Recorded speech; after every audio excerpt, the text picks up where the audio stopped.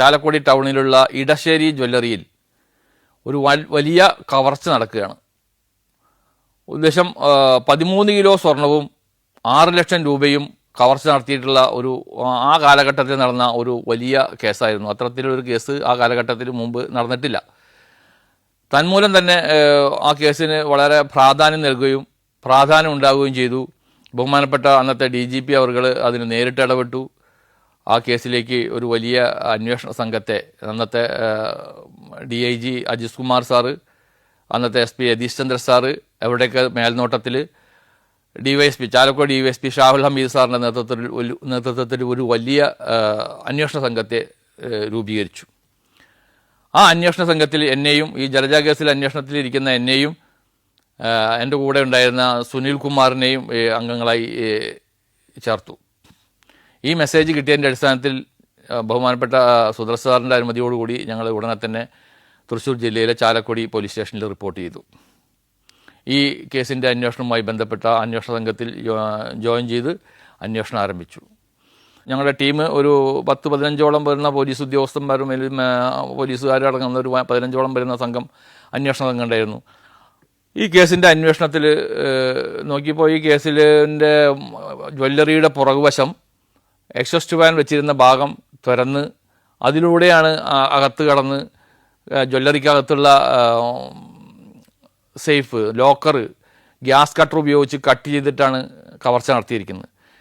ഈ കവർച്ചയുടെ സ്വഭാവം വെച്ച് നോക്കിയപ്പോൾ ഞങ്ങൾക്ക് മനസ്സിലായി ഇതേതോ അന്യസംസ്ഥാനത്തിലുള്ള വലിയ കൊള്ളസംഘം ചെയ്തിട്ടുള്ളതാണെന്ന് ഞാൻ ബോധ്യപ്പെട്ടു. കാരണം ഓരോ കേസിനും ഓരോ മോഡസ് ഉണ്ടാവും. ആ ഒരു മോഡസ് ഓപ്പറാൻഡി വെച്ചിട്ട് ഞങ്ങൾക്ക് ഉള്ള ആ ഒരു പരിചയത്തിൻ്റെ മുകളിൽ ഞങ്ങൾക്ക് മനസ്സിലായി ഇതേതോ വലിയ കൊള്ളസംഘം ചെയ്തിട്ടുള്ളതാണെന്നും വടക്കേന്ത്യൻ കൊള്ളസംഘങ്ങളാണ് ഇത്തരം കാര്യങ്ങൾ ചെയ്യുന്നതെന്നുള്ളൊരു ഒരു ബോധ്യം ഞങ്ങൾക്കുണ്ടായി. അതുകൊണ്ട് തന്നെ ഞങ്ങൾ അത്തരം കുറ്റകൃത്യങ്ങളിൽ ഏർപ്പെട്ടിട്ടുള്ള സംസ്ഥാനത്തിന് പുറത്തുള്ള അത്തരം കുറ്റകൃത്യങ്ങൾ ചെയ്തിട്ടുള്ള ആ സംഭവങ്ങളെക്കുറിച്ചൊരു അന്വേഷണം നടത്തി. കേരളത്തിൽ, അതുമാതിരി തമിഴ്നാട്ടിൽ, ആന്ധ്രയിലൊക്കെ ഇത്തരം കേസുകൾ നടന്നിട്ടുള്ളതിനെക്കുറിച്ച് പഠിച്ചു. അപ്പോഴാണ് തമിഴ്നാട്ടിൽ കുറേ ജ്വല്ലറികളിൽ ഇത്തരം കേസുകൾ നടന്നിട്ടുള്ളതായി അറിവായത്. അതിൽ ചില കേസുകൾ ഡിറ്റക്ഷൻ ആയിട്ടുണ്ട് എന്നും മനസ്സിലായി. അങ്ങനെ ആ സമയത്ത് മറ്റേ ജ്വല്ലറിക്ക് അടുത്തുള്ള മൊബൈൽ ടവറിൻ്റെ കോൾ ഡീറ്റെയിൽസ്, അല്ലെങ്കിൽ ആ ടവർ ലൊക്കേഷനിൽ ആ ടവറിൽ വരുന്ന എല്ലാ കോളുകളുടെയും ഡീറ്റെയിൽസ് എടുത്തു. തൃശ്ശൂർ, എറണാകുളം, ആലുവ തുടങ്ങിയിട്ടുള്ള എല്ലാ ടൗണുകളിലെയും ഈ ലോഡ്ജുകൾ പരിശോധിച്ചു. റെയിൽവേ സ്റ്റേഷനുകൾ കേന്ദ്രീകരിച്ച് CCTVകൾ പരിശോധിച്ചു. അങ്ങനെ ടൗണിൻ്റെ മധ്യഭാഗത്തുള്ള ഇടശ്ശേരി എന്ന് പറയുന്ന ഈ ജ്വല്ലറി എന്ന് പറഞ്ഞാൽ അത്യാവശ്യം നല്ല സ്വർണ്ണങ്ങളും കാര്യങ്ങളും എല്ലാവർക്കും കാഴ്ചയുള്ളതുമായിട്ടുള്ളൊരു ജ്വല്ലറി ആയിരുന്നു. അങ്ങനെ ഇരിക്കെ തമിഴ്നാട് പോലീസിലെ എന്താ പറയുക, ഒരു പോലീസ് ഓഫീസറുണ്ട്, സബ് ഇൻസ്പെക്ടർ ശാസ്ത. ഈ ശാസ്ത്രയുടെ ഒരു സഹായത്തോടു കൂടി, കാരണം അന്നത്തെ തമിഴ്നാട് ഇത്തരം കേസുകൾ 2-3 കേസുകൾ ഉണ്ടായിട്ടുണ്ടായിരുന്നു. അതിലൊരു കേസിന് ഡിറ്റക്ഷൻ ആയിട്ടുണ്ടായിരുന്നു. ആ ഡിറ്റക്ഷനായ കേസുമായി ബന്ധപ്പെട്ടുള്ള ഡാറ്റാസ് ഈ ശാസ്ത്ര എന്ന് പറഞ്ഞ സൈബർ വിദഗ്ധൻ്റെ കയ്യിലുണ്ട്. അതെന്ന് പറഞ്ഞാൽ അന്നത്തെ പ്രതികളുടെ കോൾ ഡീറ്റെയിൽസുകൾ, അവർ വന്നതും പോയിട്ടുള്ള ഡീറ്റെയിൽസുകൾ, അങ്ങനെ തുടങ്ങിയിട്ടുള്ള ഒരുപാട് നമ്പറുകളും അതിൻ്റെ ഡാറ്റാസും അവരുടെ കയ്യിലുണ്ട്. അവരുടെ സഹായത്തോടു കൂടി ആ ഡാറ്റ നമ്മൾ കളക്ട് ചെയ്തു. അവരുടെ സഹായത്തോടു കൂടിയിട്ട് അത് അനലൈസ് ചെയ്തു. അങ്ങനെ ഈ ചാലക്കുടിയിലെ സംഭവ ദിവസവും അതിൻ്റെ തുടർന്നുള്ള ദിവസങ്ങളിലെ ഡമ്പൊക്കെ എടുത്തു. ആ ഡമ്പുകളും ഈ ഡാറ്റാസും എല്ലാം കമ്പൈൻ ചെയ്തിട്ട് ഒരു പരിശോധന നടത്തിയപ്പോഴാണ് അതിൽ ഒരു കോമൺ നമ്പർ നമുക്ക് കണ്ടെത്താൻ കഴിഞ്ഞത്. അന്ന് തമിഴ്നാട്ടിലുണ്ടായിരുന്ന ആ കേസിൽ ഉൾപ്പെട്ട പ്രതികളുടെ B പാർട്ടി നമ്പറിൽപ്പെട്ട ഒരു നമ്പറിൻ്റെ ലൊക്കേഷൻ ഈ ചാലക്കുടി ഈ ടവറിൻ്റെ കീഴിൽ പലപ്പോഴായിട്ട് വന്നു പോകുന്നതായിട്ട് നമുക്ക് അങ്ങനെ കണ്ടെത്താൻ കഴിഞ്ഞു. ഒരു നമ്പർ. പിന്നീട് ആ നമ്പറിനെ കേന്ദ്രീകരിച്ച് നമ്മളൊരു അന്വേഷണം നടത്തിയപ്പോഴാണ് ആ നമ്പറിൽ നിന്നും ഒരു കോള് തൃശ്ശൂരിലുള്ള ഒരു ലോഡ്ജിൽ നിന്നും ഒരു കോള് വന്നതായിട്ട് നമുക്ക് കാണാൻ കഴിഞ്ഞത്. അങ്ങനെ ആ ലോഡ്ജ് കേന്ദ്രീകരിച്ച് അന്വേഷിച്ചപ്പോൾ അവിടെ നിന്ന് നമുക്കൊരു ID കാർഡ് കിട്ടി. ഒരു അശോക് ബാരിക് എന്ന് പറഞ്ഞ ഒരാളുടെ ID കാർഡ്. അത് ബീഹാറിലുള്ള കത്തിഹാർ ജില്ലയിലുള്ള ഒരു സ്ഥലത്തെ ഒരു ഗ്രാമത്തിലെ ഒരു അഡ്രസ്സായിരുന്നു. ബീഹാറിലെ കത്തിഹാർ ജില്ലയിലുള്ള ഗ്രാമത്തിലെ അഡ്രസ്സായിരുന്നു. പക്ഷേ ഈ നമ്പറിൻ്റെ ലൊക്കേഷൻ കൂടുതലും ജാർഖണ്ഡിലെ സാഹിബ്ഗഞ്ച് ഭാഗങ്ങളിലും അതിൻ്റെ പരിസര പ്രദേശങ്ങളിലാണ് ഇതിൻ്റെ ലൊക്കേഷൻ കൂടുതലും കാണുന്നത്. ഇടയ്ക്ക് മാത്രമേ കത്തിഹാറിൽ പോകാറുള്ളൂ. അങ്ങനെ അത്തരത്തിലാണ് ഇതിൻ്റെ ലൊക്കേഷൻ കാണുന്നത്. അപ്പോൾ ആ നമ്പറുമായി കൂടുതൽ കോൺടാക്റ്റും കാര്യങ്ങളൊക്കെ പരിശോധിച്ചപ്പോൾ അതിൻ്റെ ഡീറ്റെയിൽസൊക്കെ എടുത്ത് പരിശോധിച്ചപ്പോൾ അതിലെ പല നമ്പറുകളും പല സമയങ്ങളിലായി കേരളത്തിൻ്റെ വിവിധ ഭാഗങ്ങളിൽ വന്നു പോകുന്നുണ്ട്. ഈ നമ്പറും പലപ്പോഴായി ഡിസംബറിൽ വന്നിരുന്നു, അതിന് മുമ്പ് വന്നിരുന്നു, പലപ്പോഴായിട്ടും ഈ നമ്പറും കേരളത്തിൽ വന്നു പോകുന്നതായി കാണുന്നുണ്ട്. അതിനെക്കുറിച്ച് കൂടുതൽ അന്വേഷിച്ചപ്പോഴാണ് ഇതൊരു കൊള്ളസംഘത്തിൻ്റെ പെട്ട നമ്പറാണെന്ന് നമുക്ക് ഒരു നല്ല ഉത്തമ ബോധ്യം ഉണ്ടാകണ്ടായി. ഉടനെ തന്നെ ഷാഹുൽ ഹമീദ് സാറിൻ്റെ നേതൃത്വത്തിൽ ഷാഹുൽ ഹമീദ് സാറും അന്നത്തെ SI മുഹമ്മദ് റാഫി, ഞാൻ, അനിലല്ല സുനിൽ തുടങ്ങി 4-5 പേര് ഉടനെ തന്നെ ഞങ്ങൾ ജാർഖണ്ഡിലേക്ക് പുറപ്പെട്ടു. ഒരു ഫ്ലൈറ്റിൽ തന്നെ ഞങ്ങൾ പോയത്. നേരെ ജാർഖണ്ഡിൽ പോയി. ഞങ്ങൾ 5 പേര് കൂടിയിട്ടുള്ള ഒരു സംഘം, ആദ്യം 5 പേര് കൂടിയിട്ടുള്ള സംഘം ജാർഖണ്ഡിൽ പോയി. അവിടെ സാഹിബ്ഗഞ്ച് എന്ന് പറഞ്ഞ സ്ഥലത്ത് അവിടുത്തെ DIG കണ്ടു. അന്ന് നമ്മുടെ യതീഷ് ചന്ദ്ര സാറിൻ്റെയും അജിത് കുമാർ സാറിൻ്റെയൊക്കെ സഹായത്തോടു കൂടിയിട്ട് ആ DIG കണ്ടു, സംസാരിച്ചു. അപ്പോൾ DIGയിൽ നിന്ന് ചില കാര്യങ്ങൾ മനസ്സിലായി. ഒരു കൊള്ളസംഘം അന്ന് കേരളത്തിലേക്ക് ഒരു മാസം മുമ്പ് ഇവിടുന്ന് പോയിട്ടുണ്ടായിരുന്നു. അത് ബീഹാറിലുള്ള ഒരാളുടെ നേതൃത്വത്തിലാണ് പോയത്. അയാൾ ഇടയ്ക്ക് ഈ ഗ്രാമത്തിൽ ഇടയ്ക്കിടയ്ക്ക് വന്നു പോകുന്നുണ്ട്. ഈ ഗ്രാമങ്ങൾ അതുമായി പരിസരത്തുള്ള പല ഗ്രാമങ്ങളും ഇത്തരത്തിലുള്ള കൊള്ളസംഘങ്ങളെ കൊണ്ട് നിറഞ്ഞിട്ടുള്ള ഒരു ഗ്രാമമാണെന്ന് മനസ്സിലായി. വളരെ അപകടം പിടിച്ച ഒരു ഗ്രാമമാണ്. നമുക്ക് അവിടെ മറ്റുള്ള പോലീസിന് കടന്നു ചെല്ലാനോ അവരെ പിടികൂടുന്നതിനോ ബുദ്ധിമുട്ടുള്ള കാര്യങ്ങളാണെന്ന് മനസ്സിലായി. ഞങ്ങളാണെങ്കിൽ ഈ പറഞ്ഞ 5 പേരും മറ്റ് ആയുധങ്ങളോ മറ്റു കാര്യങ്ങളോ ഒന്നും ഇല്ലാതെ പെട്ടെന്ന് സ്ഥലത്ത് എത്തിപ്പെട്ടുള്ളതാണ്. അപ്പോൾ DIG അവരുകൾ പറഞ്ഞു ഞങ്ങളോട്, നിങ്ങൾ അവിടേക്ക് പോകരുത്, ഒറ്റയ്ക്ക് പോകരുത്, യാതൊരു പോലീസിൻ്റെ മറ്റേ ആംഡായിട്ടുള്ള പോലീസിൻ്റെ പ്രസൻസ് ഇല്ലാതെ അല്ലെങ്കിൽ അവരുടെ സഹായത്തോടുകൂടി അല്ലാതെ ഗ്രാമത്തിലേക്ക് പോയാൽ തിരിച്ചു വരാൻ പറ്റില്ല. പല സംസ്ഥാനങ്ങളും ഇതുപോലെ വന്നിട്ട് അവർക്ക് തിരിച്ചു വരാൻ പറ്റാത്തുള്ള ബുദ്ധിമുട്ടുകളും കാര്യങ്ങളൊക്കെ ഉണ്ടായിട്ടുണ്ട്. അങ്ങനെ പോകരുത് എന്നുള്ള നിർദ്ദേശം DIG പറഞ്ഞു. നിങ്ങളിങ്ങനെ കേരളത്തിൽ നിന്ന് വന്നതായിട്ട് ഇവിടെ ആരും അറിയാനും പാടില്ല എന്നുള്ള നിർദ്ദേശങ്ങളൊക്കെ DIG അവരിൽ നിന്ന് നമുക്ക് ലഭിച്ചു. ഉടനടി ഈ നമ്പർ നമ്മൾ നേരത്തെ പറഞ്ഞ അശോക് ബാരിക് എന്ന് പറഞ്ഞ ആ അഡ്രസ്സുകാരൻ്റെ നമ്പർ വീണ്ടും ആ സമയത്ത് ഞങ്ങൾ കാണുന്നത് വീണ്ടും കത്തിഹാറിലാണ്. കത്തിഹാർ എന്ന് പറഞ്ഞാൽ ബീഹാറിലാണ്. ജാർഖണ്ഡിൽ നിന്നും ബീഹാറിലേക്ക് അപ്പോൾ പോകുന്നുണ്ടെങ്കിൽ സാഹിബ്ഗഞ്ചിൽ നിന്ന് പോകണമെങ്കിൽ വാഹനമാർഗം പോകണമെന്നുണ്ടെങ്കിൽ കിലോമീറ്ററുകളോളം മണിക്കൂറുകളോളം സഞ്ചരിച്ച് ദുർഘടമായ വഴികളിലൂടെ മാത്രമേ അങ്ങോട്ട് പോകുള്ളൂ. ഈ കോറികളും മറ്റും അടങ്ങിയുള്ള ഒരു പ്രദേശമൊക്കെയാണ്. ആ വഴി കൂടെ പോകണമെന്നുണ്ടെങ്കിൽ അത്രയും ബുദ്ധിമുട്ടിയിട്ടേ പോകാൻ പറ്റുള്ളൂ. എത്തിപ്പെടൽ ഭയങ്കര ബുദ്ധിമുട്ടാണെന്ന് DIG അദ്ദേഹം തന്നെ പറഞ്ഞു. നിങ്ങൾക്ക് അങ്ങനെ എത്തിപ്പെടൽ ബുദ്ധിമുട്ടാണ്. നിങ്ങൾക്കുള്ള മാർഗം നിങ്ങൾക്ക് ഗംഗാ നദിയിലൂടെ ഈ മറ്റേ ജങ്കാറിൽ പോവുകയാണെന്ന്. ജങ്കാറിലാണ് പോലെ എളുപ്പം എന്ന് പറഞ്ഞതിൻ്റെ അടിസ്ഥാനത്തിൽ അതിനുള്ള വണ്ടികളൊക്കെ നമുക്ക് DIG അദ്ദേഹം അറേഞ്ച് ചെയ്തു തന്നു. ബീഹാറിൽ നിന്ന് ജാർഖണ്ഡിൽ നിന്നൊരു വണ്ടി അറേഞ്ച് ചെയ്തു തന്നു. അങ്ങനെ ഒരു വണ്ടിയിൽ ഒരു കാറുമായി ഞങ്ങൾ ജങ്കാർ മറ്റേ ഈ പറഞ്ഞ സാഹിബ്ഗഞ്ചിൽ നിന്ന് ഗംഗാ നദിയിലൂടെ കത്തിഹാറിലേക്ക് പോകാൻ തീരുമാനിച്ച ജങ്കാറിൽ കയറി. ജങ്കാറിലാണെങ്കിൽ ആ ജങ്കാറിൽ അന്ന് ഒരു 5-8 ലോറികൾ, വലിയ ടോറസ് വണ്ടികൾ നിറയും കരിങ്കല്ല് നിറച്ചിട്ടുണ്ടായിരുന്നു. പിന്നെ മറ്റു വാഹനങ്ങളുണ്ടായിരുന്നു, കാളകളും മറ്റു പശുക്കളുമായിട്ടുള്ള ആളുകളുണ്ടായിരുന്നു. അതുമായി ആളുകൾ കയറി. അങ്ങനെ ജങ്കാർ നിറയും വാഹനങ്ങളും ആളുകളുമായിട്ട് നിറഞ്ഞ് ഞാൻ അതിൻ്റെ സൈഡിലൊക്കെ നോക്കുമ്പോൾ വെള്ളത്തിൻ്റെ ടോപ്പും ഈ ജങ്കാറിൻ്റെ ഈ ഭാഗവും തമ്മിൽ വളരെ ഒരു 4-5 ഇഞ്ച് അത്രയ്ക്കൊക്കെ ഉള്ളൂ കനം. അങ്ങനെ അപകടമായ രീതിയിലാണ് ഗംഗയിലൂടെ ഈ വണ്ടി ഈ ജങ്കാർ പോയിക്കൊണ്ടിരിക്കുന്നത്. ഞങ്ങളും ജീവൻ പണയം വെച്ച് അതിൽ കയറി ഈ കാറിൽ തന്നെ ഇരുന്ന് കുറച്ച് നേരം. പിന്നീട് അതിൽ നിന്ന് ഇറങ്ങി ഇതിൻ്റെ സൈഡിൽ കൂടെയൊക്കെ നോക്കി നിന്നു. എന്തെങ്കിലും ആകുമ്പോൾ നമ്മൾ കാറിലിരുന്ന് മുങ്ങിപ്പോകണ്ടല്ലോ എന്ന് കരുതി പുറത്തേക്ക് ഇറങ്ങി നിന്നു. അങ്ങനെ 2.5 മണിക്കൂർ നേരത്തെ യാത്രയ്ക്ക് ശേഷം ഞങ്ങൾ കത്തിഹാറിലെത്തി. കത്തിഹാറിൽ അവിടെ അടുത്ത പോലീസ് സ്റ്റേഷനിൽ നമുക്ക് ഇവിടെ നിന്നുള്ള സാഹിബ്ഗഞ്ച് DIG വിളിച്ചു പറഞ്ഞിരുന്നു കാര്യങ്ങൾ. അവിടുത്തെ അവിടുത്തെ SHOനെ പോയി കണ്ടാൽ മതി എന്നുള്ള വിവരങ്ങൾ കുറിച്ച് പറഞ്ഞിരുന്നു. അങ്ങനെ ഞങ്ങൾ കത്തിഹാറിലെ ആ പോലീസ് സ്റ്റേഷനിലെത്തി. എന്തായാലും ഞങ്ങളുടെ സംസാരം മൂലമോ അല്ലെങ്കിൽ നമ്മുടെ വേഷവിധാനം മൂലമോ മറ്റുള്ള പ്രവൃത്തി മൂലമോ നമ്മൾ മലയാളികളാണെന്നോ കേരളത്തിൽ നിന്ന് വന്നിട്ടുള്ള ആളുകളാണെന്നോ പോലീസാണെന്നോ തിരിച്ചറിയരുതെന്ന് പ്രത്യേക നിർദ്ദേശം ഉണ്ടായിരുന്നു. അതുപ്രകാരം തന്നെ വളരെ വേഷപ്രച്ഛന്നമായിട്ട് തന്നെ ഞങ്ങൾ പോയത്. നേരെ സ്റ്റേഷനിൽ ചെന്നു. SHOനെ കണ്ടു, സംസാരിച്ചു. SHO പറഞ്ഞു കാര്യങ്ങൾ SP അദ്ദേഹം വിളിച്ചിട്ടുണ്ട്, കാര്യങ്ങൾ പറയാം, നിങ്ങൾ ആരോടും ഒന്നും സംസാരിക്കാതെ അവിടെ മാറി വണ്ടിയിൽ ഇരുന്നുള്ളൂ, ബാക്കി കാര്യങ്ങളൊക്കെ ഞാൻ ചെയ്തോളാം. ഈ പറഞ്ഞ അശോക് ബാരിക് എന്ന് പറഞ്ഞ ആൾ ഈ സ്റ്റേഷനിൻ്റെ ഇടയ്ക്കൊക്കെ വന്നു പോകുന്ന ഒരുത്തനാണ്, സ്റ്റേഷനുമായിട്ട് ബന്ധമുള്ളവനാണ്.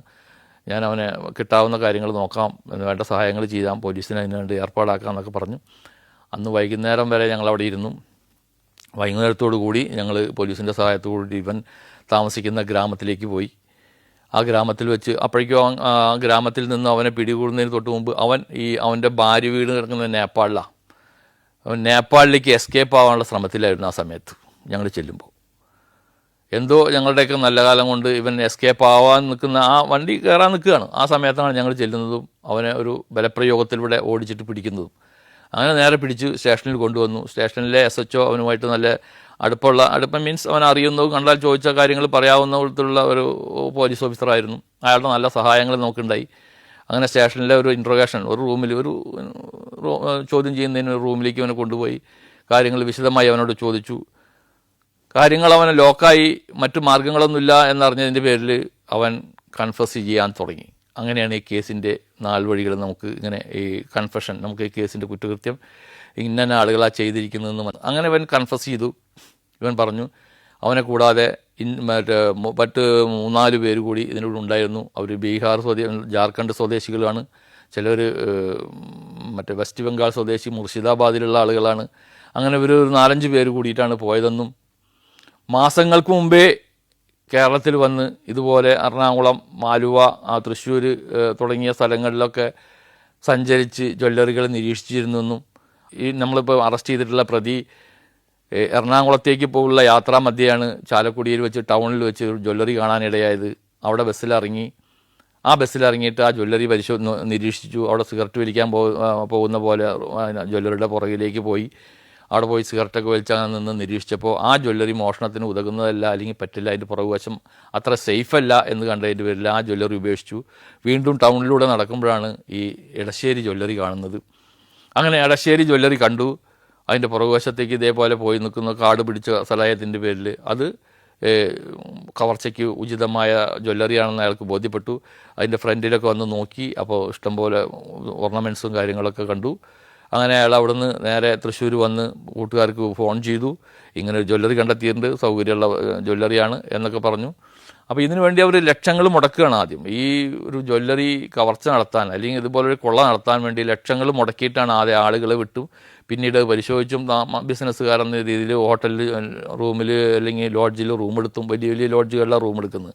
അങ്ങനെ താമസിച്ചിട്ടാണ് ഈ കൊലപാതകം ഈ കവർച്ച ആസൂത്രണം ചെയ്യുന്നത്. അങ്ങനെ ഈ വിവരങ്ങളൊക്കെ പറഞ്ഞ് നാട്ടിലുള്ള ആളുകളൊക്കെ ബോധ്യപ്പെടുത്തിയതിന് ശേഷം ഇവർ നേരെ കൽക്കട്ടയ്ക്ക് പോയി. ഇയാൾ നേരെ കൽക്കട്ടയ്ക്ക് പോയി. കൽക്കട്ടയിൽ നിന്നും ഇവർ ഗ്യാസ് സിലിണ്ടറിൻ്റെ ചെറിയ കുറ്റികൾ, ഗ്യാസിൻ്റെ ഓക്സിജൻ സിലിണ്ടറിൻ്റെ ചെറിയ കുറ്റികൾ, അത് 5 എണ്ണം മേടിച്ചു കൽക്കട്ടയിൽ നിന്ന്. കേരളത്തിൽ നിന്ന് മേടിച്ച ID പ്രൂഫ് കാണിക്കണം എന്നൊക്കെ പറഞ്ഞ് അത് പിടിക്കപ്പെടാൻ സാധ്യതയുണ്ടെന്നൊക്കെ പറഞ്ഞ് കൽക്കട്ടയിൽ നിന്ന് മേടിച്ച് തിരിച്ച് ഇവിടെ വന്ന് റൂമിൽ വന്ന് ഇതൊക്കെ ചാക്കിലാക്കി, ട്രെയിനിൽ കൊണ്ടുവന്ന് ചാക്കിലാക്കി റൂമിൽ വന്ന് വീണ്ടും ചെന്നൈയിൽ പോയി കുറച്ച് സാധനങ്ങൾ വേറെ മേടിച്ചു. തൃശ്ശൂരിൻ്റെ വിവിധ ഭാഗങ്ങളിൽ നിന്ന് ഗ്യാസ് കട്ടറും ഈ കട്ട് ചെയ്യാനുള്ള യന്ത്രങ്ങളും മറ്റുള്ള സാധനങ്ങളും അനുബന്ധ സാധനങ്ങളൊക്കെ മേടിച്ച് എല്ലാം കൂടി വന്ന് ഈ 27-ാം തീയതിക്ക് മുമ്പുള്ള 2 ദിവസം മുമ്പ് ഈ ജ്വല്ലറിക്ക് പുറകുവശത്തുള്ള കാടിലൊക്കെ ഒളിപ്പിച്ചു വെച്ചു. ഇവരുടെ ഒരു പ്രത്യേകത എന്താ എന്ന് വെച്ച് കഴിഞ്ഞാൽ ഹോളിഡേയ്സിൽ മാത്രമേ ഇവർ കവർച്ച നടത്തുള്ളൂ. ഹോളിഡേയ്സ് തുടർച്ചയായ 1-2 ഹോളിഡേയ്സൊക്കെ വരുന്ന ദിവസങ്ങളിൽ, കട അടയ്ക്കുന്ന ദിവസങ്ങളിലാണ്. അതിൻ്റെ പേരിൽ തന്നെ ഇവർക്ക് ഒരു അറിയപ്പെടുന്ന ഒരു പേരുണ്ട്, ഹോളിഡേ റോബേഴ്സ് എന്നാണ് ഇവർ അറിയപ്പെടുക. ഹോളിഡേ റോബേഴ്സ് എന്ന് പറഞ്ഞാൽ ഹോളിഡേ ദിവസങ്ങളിൽ മാത്രമാണ് ഇവർ കവർച്ച നടത്തുന്നത്. അങ്ങനെ ഒരു 2 ഒഴിവ് ദിവസങ്ങൾ വരുന്ന, കട അടച്ചു വിടുന്ന ആ ദിവസങ്ങളിലായിട്ട് ഞായറാഴ്ചയ്ക്ക് മുമ്പുള്ള ദിവസം, ശനിയാഴ്ച വൈകുന്നേരം ഈ സാധനം ഇവരുടെ കൂടെയുള്ള വളരെ വിദഗ്ധനായ കട്ടിങ് ചെയ്യാൻ, അല്ലെങ്കിൽ ഗ്യാസ് കട്ട് ചെയ്ത് സേഫുകളും അതുപോലുള്ള സ്ട്രോങ് റൂമുകളെ കട്ട് ചെയ്യാൻ വിദഗ്ധനായ ആളുകളുണ്ട്. അതിൽ ഒരു ബീഹാർ സ്വദേശി തന്നെയായിട്ടുള്ള അമീർ ഷെയ്ഖ് എന്ന് പറഞ്ഞവനാണ് ഈ ഗ്യാസ് കട്ടറൊക്കെ ഉപയോഗിച്ച്, അല്ലെങ്കിൽ ഇതുപോലുള്ള സേഫ് അതുമാതിരി ലോക്കറുകളൊക്കെ വളരെ ഈസിയായി വളരെ വിദഗ്ധമായി കട്ട് ചെയ്ത് കവർച്ച നടത്താൻ ട്രെയിനിങ് കിട്ടിയിട്ടുള്ള ആൾ അമീർ ഷെയ്ഖാണ്. അടുത്തത് അമീർ ഷെയ്ഖ് അതിലൊരാളുണ്ടെന്നും പിന്നെ ഇൻസമാമുൽ ഹക്ക് എന്ന് പറഞ്ഞിട്ട് വേറൊരാളുണ്ടെന്നൊക്കെ വിവരങ്ങൾ ഇവനിൽ നിന്നും ആ കൃത്യത്തിൽ ഉൾപ്പെട്ടുള്ള എല്ലാ പ്രതികളുടെയും ഡീറ്റെയിൽസ് കിട്ടി. അതിൽ പ്രതിയായിട്ടുള്ള ഈ വെൽഡിങ്ങിൻ്റെ അല്ലെങ്കിൽ ഈ കട്ടിങ്ങിൻ്റെ എക്സ്പേർട്ടായിട്ടുള്ള അമീർ ഷെയ്ഖ്, അവനുള്ളത് ജാർഖണ്ഡിലെ ഞങ്ങൾ താമസിച്ചിരുന്ന സാഹിബ്ഗഞ്ചിലാണെന്നും, മറ്റൊരു പ്രതി ഇൻജമാമുൽ ഹക്ക് അവനുള്ളത് വെസ്റ്റ് ബംഗാളിലെ മുർഷിദാബാദിലാണെന്നൊക്കെ മനസ്സിലായി. ബാക്കി പ്രതികളൊക്കെ നേപ്പാളിലേക്കും അതേപോലെ തന്നെ ബംഗ്ലാദേശിലേക്കൊക്കെ കടന്നിട്ടുള്ളതായും ബോധ്യപ്പെട്ടു. ഞങ്ങൾ ഉടനെ തന്നെ ഈ പ്രതിയെ ചോദ്യം ചെയ്ത് ഈ പ്രതിയെ അറസ്റ്റ് ചെയ്തതിന് ശേഷം അവിടെ കോടതിയിൽ ഹാജരാക്കി പ്രതിയെ കസ്റ്റഡിയിൽ വാങ്ങി. പ്രതിയുമായി നേരെ ഞങ്ങൾ വീണ്ടും ഇതേ യാത്ര ഗംഗാ നദിയിലൂടെ വളരെ റിസ്കി ആയിട്ടുള്ള ആ യാത്ര ഗംഗാ നദിയിലൂടെ നേരെ വീണ്ടും ജാർഖണ്ഡിലെത്തി. ജാർഖണ്ഡിലെ സാഹിബ്ഗഞ്ചിലെത്തി. പ്രതിയെ അവിടെ കാവൽ 2 പോലീസുകാർ, അപ്പോഴേക്കും 2 പോലീസ് അവിടെ കാവൽ നിർത്തി. കൂടുതൽ പോലീസുകാർ, നമ്മുടെ സംഘത്തിലുള്ള കൂടുതൽ പോലീസുകാരെ മെസ്സേജ് കൊടുത്ത് ജാർഖണ്ഡിലേക്ക് വരാൻ വേണ്ടി മെസ്സേജ് കൊടുത്തു. അശോക് ബാരിക്കിനെ, ഞങ്ങൾ അറസ്റ്റ് ചെയ്തിട്ടുള്ള പ്രതിയെ അശോക് ബാരിക്കിനെ റൂമിലാക്കിയതിന് ശേഷം 2 പോലീസുകാരെ അവിടെ ഗാർഡ് നിർത്തി, സേഫാക്കി. ഗാർഡ് നിർത്തിയതിന് ശേഷം ഞങ്ങൾ ബാക്കിയുള്ള 3 പേരും കൂടിയിട്ട് അമീർ ഷെയ്ഖിനെ പിടിക്കുന്നതിനായിട്ട് ജാർഖണ്ഡിലെ തന്നെ ഈ ഞങ്ങൾ താമസിക്കുന്ന ഇതിനടുത്തുള്ള രാധാനഗർ എന്ന് പറഞ്ഞ സ്ഥലത്തുണ്ട്, രാധാനഗർ, അവിടേക്ക് പുറപ്പെട്ടു. രാധാനഗർ പോലീസ് സ്റ്റേഷനിലെ പരിധിയിലുള്ള ചില ഗ്രാമങ്ങളിലാണ് ഇവൻ താമസിക്കുന്നത് ഞങ്ങൾക്ക് ബോധ്യപ്പെട്ടിട്ടുണ്ടായിരുന്നു. അപ്പോൾ രാധാനഗർ പോലീസ് സ്റ്റേഷനിൽ ചെന്ന് അവിടുത്തെ SHOനെ കണ്ട് കാര്യങ്ങൾ ധരിപ്പിച്ചു. SHO പറഞ്ഞു അത് റിസ്ക്കാണ്, ആ ഗ്രാമങ്ങളിൽ പോകൽ റിസ്ക്കാണ്. ഇന്ത്യയുടെ വിവിധ സംസ്ഥാനങ്ങളിൽ നിന്നുള്ള അന്വേഷണ സംഘങ്ങൾ ഇതുപോലെ പലപ്പോഴും ഇവിടെ വന്നിട്ടുണ്ട്. അവർക്കൊക്കെ അപകടങ്ങൾ നേരിട്ടിട്ടുണ്ട്. ഗ്രാമങ്ങളൊക്കെ കൊള്ള സംഘങ്ങളുടെ കൈപ്പിടിയിൽ ഒതുങ്ങിയിട്ടുള്ള ഗ്രാമങ്ങളാണ്. നമുക്ക് ഒറ്റയ്ക്കോ അല്ലെങ്കിൽ കൂട്ടമായിട്ട് അല്ലെങ്കിൽ മറ്റുള്ള സെക്യൂരിറ്റി കാര്യങ്ങളൊന്നും ഇല്ലാതെ അവിടെ ഒറ്റയ്ക്ക് പോകുന്നതിലും റിസ്ക്കാണ്. ഗ്രാമങ്ങളൊക്കെ വ്യത്യസ്ത മതങ്ങളായിട്ട് താമസിക്കുന്നവരാണ്. ഒരു മതം, ഒരു ഗ്രാമം മുസ്ലിംസിൻ്റെ ആണെങ്കിൽ മറ്റൊരു ഗ്രാമം ഹിന്ദുക്കളുടെ ആയിരിക്കും.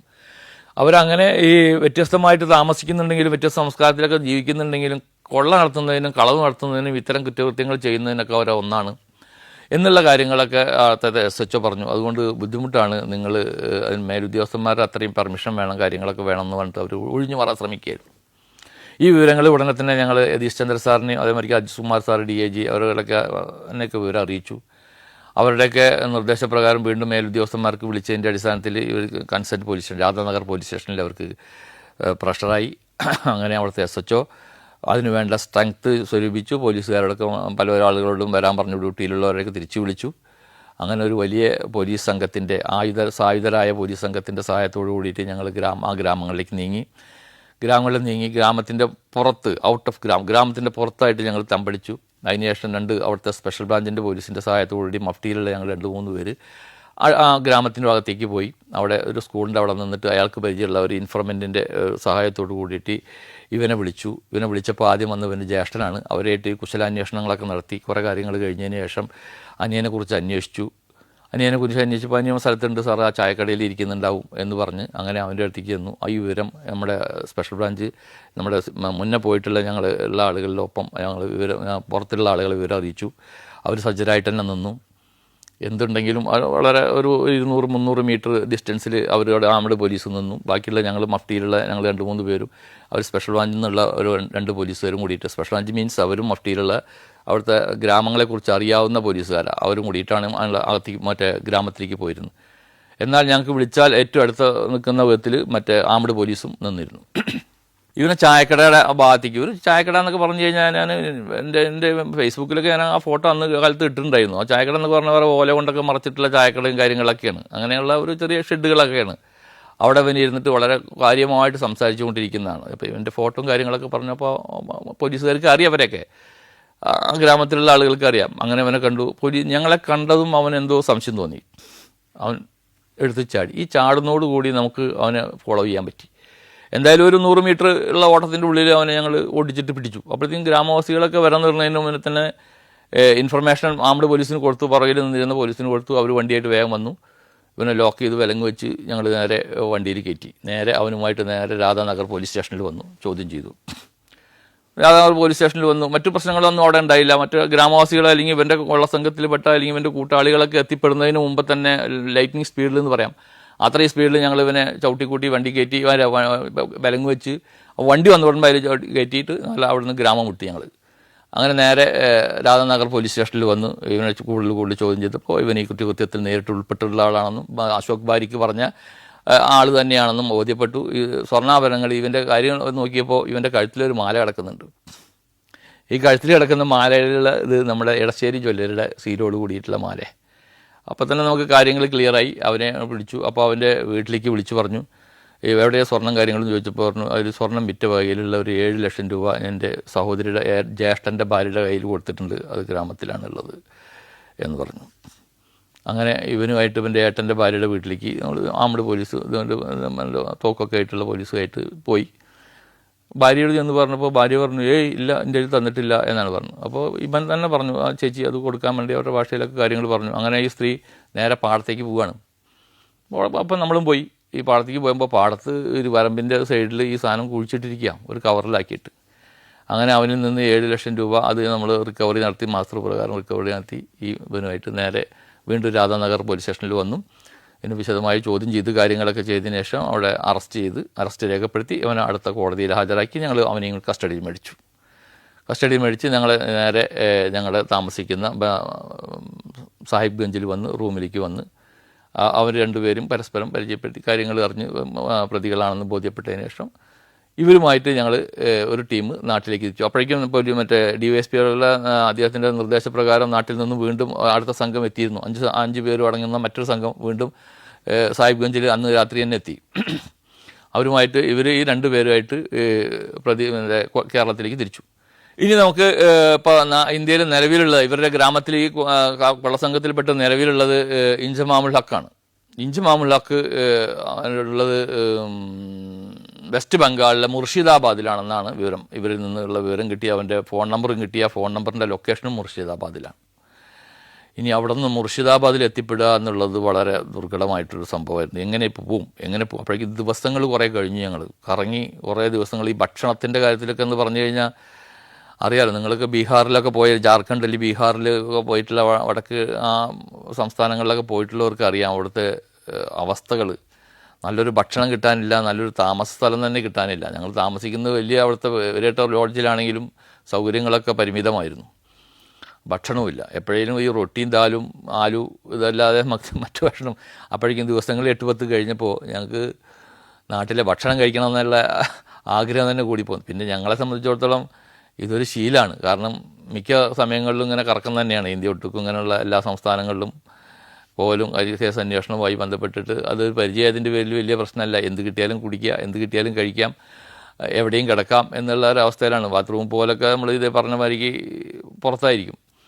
ഭക്ഷണത്തിൽ അപ്പോൾ നമുക്ക് വീട്ടിൽ ഭക്ഷണം കഴിക്കണം എന്നുള്ളൊക്കെ ഒരു ആഗ്രഹങ്ങൾ സാധാരണയായിട്ട് ഉണ്ടാവുമല്ലോ. നല്ല ഭക്ഷണം കഴിക്കുക എന്നുള്ള നമ്മുടെ മട്ടരി ചോറ് കഴിക്കുക എന്നുള്ളത് ഈ പച്ചരി ചോറ് മാത്രം കഴിച്ചുകൊണ്ടിരിക്കുമ്പോൾ. അപ്പോൾ എന്തായാലും ഞങ്ങൾ പിന്നെ ഇനി മുർഷിദാബാദിലേക്ക് പോകണം. മുർഷിദാബാദിൽ പോകുകയെന്ന് പറഞ്ഞാൽ അത്ര സുഖകരമായ കാര്യമല്ല എന്നുള്ള എല്ലാവർക്കും അറിയാവുന്ന കാര്യമാണ്, നാട്ടുകാർക്ക് എല്ലാവർക്കും അറിയാം. അപ്പോൾ എന്തായാലും റാഫിയുടെ നേതൃത്വത്തിൽ ഒരു സംഘം 2-3 പേര് മുർഷിദാബാദിലേക്ക് പുറപ്പെട്ടു. ഞാനും സാവുള്ള മിസാറൊക്കെ എല്ലാം സാഹിബ്ഗഞ്ചിൽ നിലയുറപ്പിച്ചു. ബാക്കി മുർഷിദാബാദിലേക്ക് ഈ അമീർ ഷെയ്ഖ് ഇഞ്ചമാമുൽ ഹക്കിനെ പിടിക്കുന്നതിനായിട്ട് റാഫിയുടെ നേതൃത്വത്തിൽ ഒരു സംഘമാണ്, മറ്റേ 3 പേരടങ്ങുന്ന ഒരു സംഘമാണ് മുർഷിദാബാദിലേക്ക് അവിടുന്ന് കാറിൽ തന്നെ പോയത്. ആ കാറിലുള്ള യാത്ര അവർ തിരിച്ചു വന്ന് പറയേണ്ടായി. വളരെ ദുർഘടം പിടിച്ച യാത്രയായിരുന്നു അഷ്റഫ്. അത് ഞങ്ങളൊക്കെ കുട്ടികളുടെ ഭാര്യമാരെയൊക്കെ അതുകൊണ്ട് രക്ഷപ്പെട്ടു പോകുന്നതാണെന്നും അവിടെ ചെന്ന് പ്രതി തോക്ക് എടുത്തെന്നും തോക്കെടുത്ത പ്രതിയെ പാടത്തേക്ക് ചവിട്ടി മറിച്ചിട്ടിട്ടാണ് ലോക്കാക്കിയതെന്നും പോലീസിൻ്റെ സഹായം ഉണ്ടായില്ല എന്നും ഈ റാഫിയുടെ സുഹൃത്ത് ബന്ധത്തിൻ്റെ ഒരു അവിടെ സുഹൃത്തുക്കളുണ്ടായിരുന്നു, അവരുടെയൊക്കെ സഹായത്തോട് കൂടിയിട്ടാണ് പിടിക്കാൻ പറ്റിയതെന്നൊക്കെ പറഞ്ഞിട്ട് അതിൻ്റെ അന്ന് പോയ ആ വിവരങ്ങളൊക്കെ പിന്നീട് റാഫി അന്ന് തിരിച്ചു വന്നതിന് ശേഷം ഞങ്ങളോട് DYSP സാറോടൊക്കെ പറയേണ്ടായിട്ടുണ്ട്. എന്തായാലും വളരെ റിസ്കി ആയിട്ട് വളരെ ബുദ്ധിമുട്ടിയിട്ട് റാഫിയുടെ ടീം അവിടെ പോയിട്ട് മുർഷിദാബാദിൽ നിന്ന് അന്നേക്ക് 3-4 ദിവസം പിടിച്ചു. അപ്പോഴേക്കും 3 ദിവസം പിടിച്ചു. മുർഷിദാബാദ് പോയിട്ട് അവർ അറസ്റ്റ് ചെയ്ത് തിരിച്ചു കൊണ്ടിരുമ്പോൾ ആ സമയം വരെ ഞങ്ങളിവിടെ മറ്റുള്ള പ്രതികൾക്ക് വേണ്ടി അന്വേഷണം കാര്യങ്ങളും ഈ പ്രതികൾ ഈ നേപ്പാളിലേക്കും അതുപോലെ തന്നെ ബംഗ്ലാദേശിലേക്ക് കടന്ന മറ്റ് 2-3 പ്രതികളൊക്കെ ഉണ്ട്. അവരെ കുറിച്ചിട്ടൊക്കെ അന്വേഷിച്ചുകൊണ്ടിരിക്കുകയായിരുന്നു. ഈ സ്വർണം മേടിച്ച 1-2 ജ്വല്ലറിക്കാരുണ്ട്, അവരെക്കുറിച്ച് അന്വേഷിച്ചുകൊണ്ടിരിക്കുകയായിരുന്നു. ഇതിനിടയ്ക്ക് 3 ദിവസത്തിനുള്ളിൽ വളരെ റിസ്കി ജോബ് ചെയ്തിട്ട് റാഫി ആ പ്രതിയുമായിട്ട് തിരിച്ച് സാഹിബ്ഗഞ്ചിലെത്തി. അങ്ങനെ ആ പ്രതിയുമായി ഞങ്ങൾ വീണ്ടും നാട്ടിലേക്ക് തിരിച്ചു. അപ്പോൾ നാട്ടിലേക്ക് പ്രതിയുമായി വരുമ്പോൾ ഒരുപാട് നിയമക്കുരുക്കുകളും കാര്യങ്ങളൊക്കെ ഉണ്ട്. അതിൻ്റെ ഫ്ലൈറ്റിൽ വരുമ്പോൾ ഒരുപാട് പ്രശ്നങ്ങളാണ്. പ്രതിയെ നമ്മൾ ഫ്ലൈറ്റിൽ കൊണ്ടുവരണമെങ്കിൽ, അതുപോലെ തോക്ക് ഫ്ലൈറ്റിൽ കൊണ്ടുവരണമെങ്കിൽ, വിലങ്ങ് വെച്ച് കൊണ്ടുവരണമെങ്കിൽ, വിലങ്ങ് കൈപ്പിടിച്ച് വരണമെങ്കിലൊക്കെ ഫ്ലൈറ്റിൽ യാത്ര ചെയ്യുമ്പോൾ അതിന് ഒരുപാട് ബുദ്ധിമുട്ടുകളുണ്ട്. അത് അവിടുത്തെ അതുമായി ബന്ധപ്പെട്ട ഏജൻസിയൊക്കെ കണ്ട് കാര്യങ്ങൾ ചെയ്ത് വിവരങ്ങളൊക്കെ ഇൻഫോം ചെയ്തതിന് ശേഷം തോക്കൊക്കെ നമുക്ക് റെഡ് പേപ്പറിലൊക്കെ പൊതിഞ്ഞ് അതിന് പ്രത്യേക ലഗേജൊക്കെ ആക്കി അതിനെ വേറെ കൊടുത്തിട്ട് വേണം കൊണ്ടുവരാൻ. അതുപോലെ തന്നെ ഈ പ്രതിയെ കൊണ്ടുവരുമ്പോൾ അതുമായി ഉള്ള പ്രൊസീജിയറുകൾ, നിയമ നടപടികൾ വേറെ കുറേ ഉണ്ട്. അപ്പോൾ ഈ പ്രതിയെ കൊണ്ടുവരുമ്പോൾ ആദ്യം പ്രതിയെ കയറ്റി, പ്രതിയുടെ ഒപ്പമുള്ള ആളുകളെ കയറ്റി, അവരെ ഏറ്റവും പുറകിലിരുത്തി. പിന്നീട് ലാസ്റ്റാണ് പ്രതിയെ ഇറക്കുമ്പോൾ നിന്ന് ഫ്ലൈറ്റിൽ നിന്ന് ഇറക്കുന്നുള്ളൂ. അവരെ ലാസ്റ്റ് ഇറക്കും, മറ്റുള്ള യാത്രക്കാരൊക്കെ ഇറങ്ങിയതിന് ശേഷം. അങ്ങനെയൊക്കെ ഒരുപാട് നൂലാമാലകളാണ് നമുക്ക് ഈ പ്രതിയെ ഫ്ലൈറ്റിൽ കൊണ്ടുവരുമ്പോഴുള്ള പ്രശ്നങ്ങൾ. പ്രതിയെയും വെപ്പണൊക്കെ ഫ്ലൈറ്റിൽ കൊണ്ടുവരുമ്പോൾ അങ്ങനെ ഒരുപാട് പ്രശ്നങ്ങൾ. അതൊക്കെ തരണം ചെയ്ത് എന്തായാലും ഞങ്ങൾ നാട്ടിലെത്തി, ഈ പ്രതിയുമായി നാട്ടിലെത്തി. നദീപ് 3 പ്രതികളെയും കോടതിയിൽ ഹാജരാക്കി. പിന്നീട് അതിൻ്റെ ഇനി കിട്ടാനുള്ള ഒരു പ്രതിയും കൂടിയും പിന്നീട് പിടിച്ചു എന്നാണ് ഞാൻ അറിഞ്ഞത്. പിന്നീട് ഞാനൊക്കെ ആ സംഘത്തിൽ നിന്ന് പോകുന്ന പ്രതികളെ കോടതിയിൽ ഹാജരാക്കിയതിന് ശേഷം ഞാൻ മറ്റൊരു കേസിൻ്റെ അന്വേഷണത്തിന് ഇതുപോലെ വേറൊരു ഭാഗത്തേക്ക് ഞാനും സുനിലൊക്കെ പോയി. അവിടെയുള്ള ബാക്കിയുള്ള ടീം അംഗങ്ങളെല്ലാം ഇവരെ കോടതിയിൽ ഹാജരാക്കി അതിൻ്റെ ഡോക്യുമെൻറ്റേഷൻ വർക്കുകളൊക്കെ ചെയ്ത് കോടതി അതിൻ്റെ ട്രയലൊക്കെ കഴിഞ്ഞ് ഇവരെയൊക്കെ 8 വർഷത്തേക്കോ 9 വർഷത്തേക്കോ ശിക്ഷിച്ചു എന്നാണ് ഞാൻ പിന്നീട് പേപ്പറിലൊക്കെ അറിയാൻ കഴിഞ്ഞത്.